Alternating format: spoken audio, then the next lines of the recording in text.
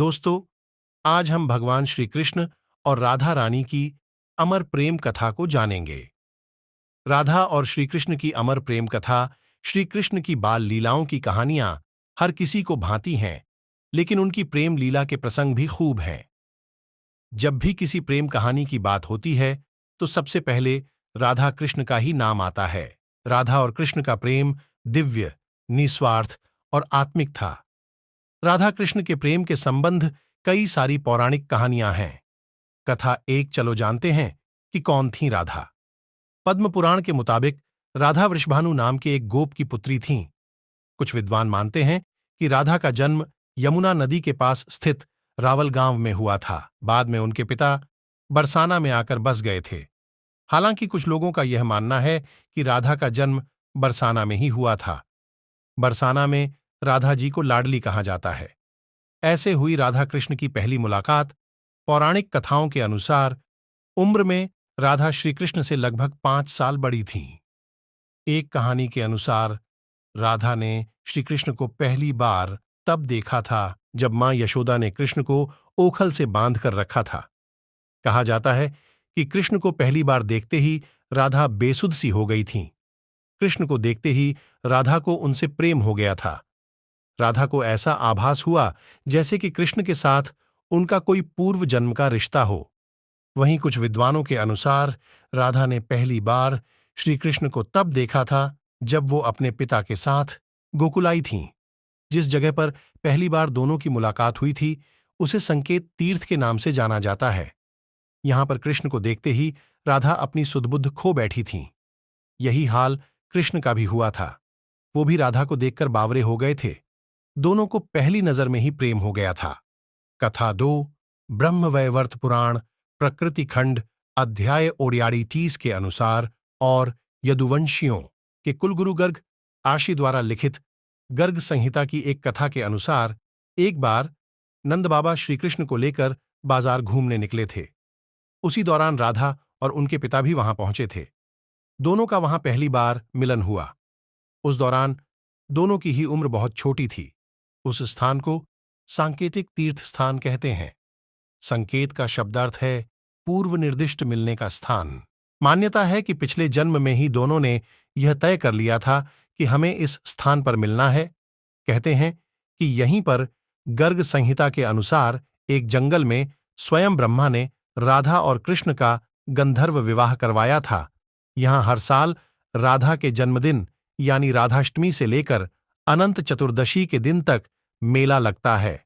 कथा 3 ब्रह्मवैवर्त पुराण की एक पौराणिक कथा के अनुसार श्री कृष्ण के साथ राधा गोलोक में रहती थीं। एक बार उनकी अनुपस्थिति में श्री कृष्ण अपनी दूसरी पत्नी विरजा के साथ घूम रहे थे। तभी राधा आ गईं। वे विरजा पर नाराज होकर वहां से चली गईं। श्री कृष्ण के सेवक और मित्र श्री दामा को राधा का यह व्यवहार ठीक नहीं लगा और वे राधा को भला बुरा कहने लगे। राधा ने क्रोधित होकर श्री दामा को अगले जन्म में शंखचूड़ नामक राक्षस बनने का श्राप दे दिया।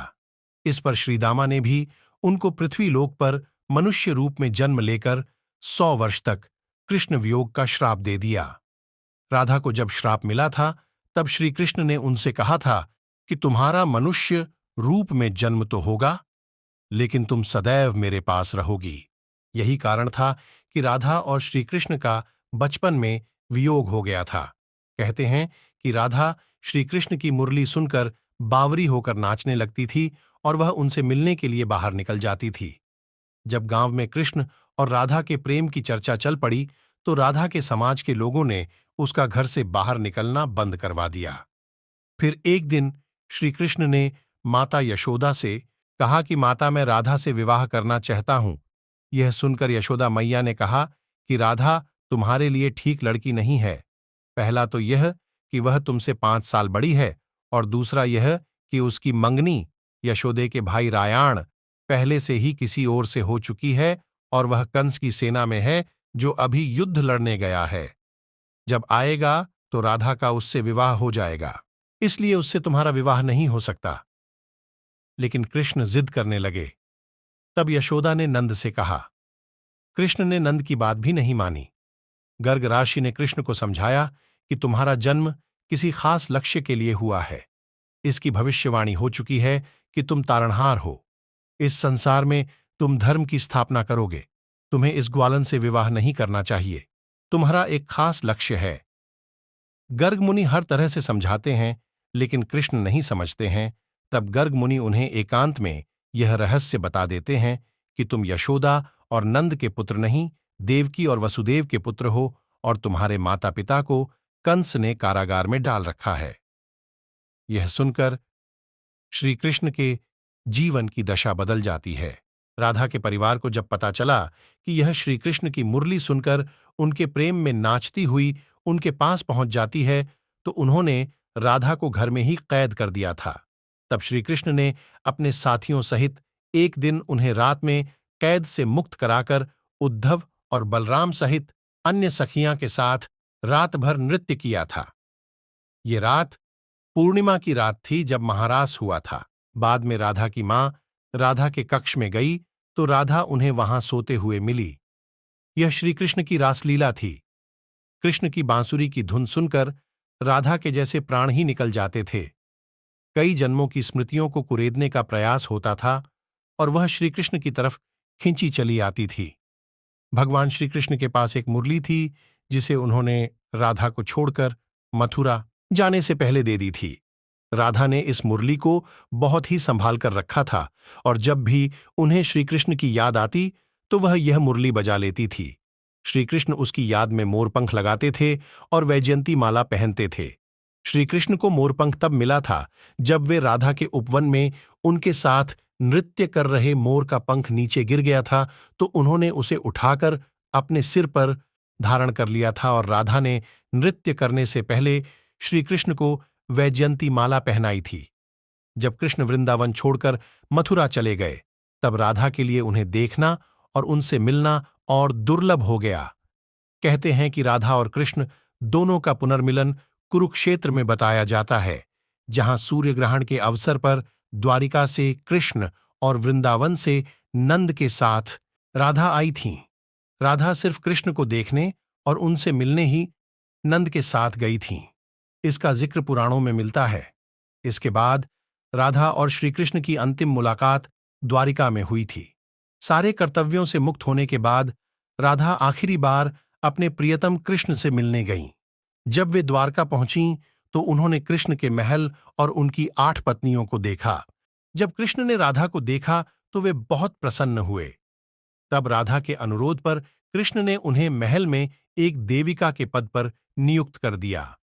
कहते हैं कि वहीं पर राधा महल से जुड़े कार्य देखती थीं और मौका मिलते ही वे कृष्ण के दर्शन कर लेती थीं। एक दिन उदास होकर राधा ने महल से दूर जाना तय किया। कहते हैं कि राधा एक जंगल के गांव में रहने लगीं। धीरे धीरे समय बीता और राधा बिल्कुल अकेली और कमजोर हो गईं। उस वक्त उन्हें भगवान श्री कृष्ण की याद सताने लगी। आखिरी समय में भगवान श्री कृष्ण उनके सामने आ गए। भगवान श्री कृष्ण ने राधा से कहा कि वे उनसे कुछ मांग लें, लेकिन राधा ने मना कर दिया। कृष्ण के दोबारा अनुरोध करने पर राधा ने कहा कि वे आखिरी बार उन्हें बांसुरी बजाते देखना और सुनना चाहती हैं। श्री कृष्ण ने बांसुरी ली और बेहद सुरीली धुन में बजाने लगे। श्री कृष्ण ने दिन रात बांसुरी बजाई। बांसुरी की धुन सुनते सुनते एक दिन राधा ने अपने शरीर का त्याग कर दिया। दोस्तों, क्या आप जानते हैं श्री कृष्ण की सबसे प्रिय चीजें कौन सी थीं? कहा जाता है कि श्री कृष्ण को 2 चीजें सबसे ज्यादा प्रिय थीं, एक बांसुरी और दूसरी राधा रानी। राधा कहीं भी हों, वो कृष्ण की बांसुरी की धुन सुनकर बस खींची चली आती थीं। जब कृष्ण राधा को छोड़कर मथुरा जाने लगे थे तो उन्होंने अपनी सबसे प्रिय मुरली राधा को भेंट में दी थी। राधा ने भी इस मुरली को कई वर्षों तक संभाल कर रखा था। जब भी उन्हें श्री कृष्ण की याद आती तो वह इस मुरली को बजाकर अपना दिल बहला लेती थीं। इन कहानियों से पता चलता है कि भगवान कृष्ण के बिना राधा अधूरी थीं और राधा के बिना कृष्ण अधूरे माने जाते हैं। कहते हैं कि राधा जी कृष्ण की आत्मा स्वरूपा थी। राधा और कृष्ण का प्रेम आध्यात्मिक, दिव्य, अलौकिक प्रेम था, निस्वार्थ प्रेम था। राधा कृष्ण का प्रेम अमर था और अमर प्रेम है, जिसे लोग युगों युगों तक याद करते रहेंगे। दोस्तों, कहानी को अंत तक सुनने के लिए आप सबका धन्यवाद। Thank you.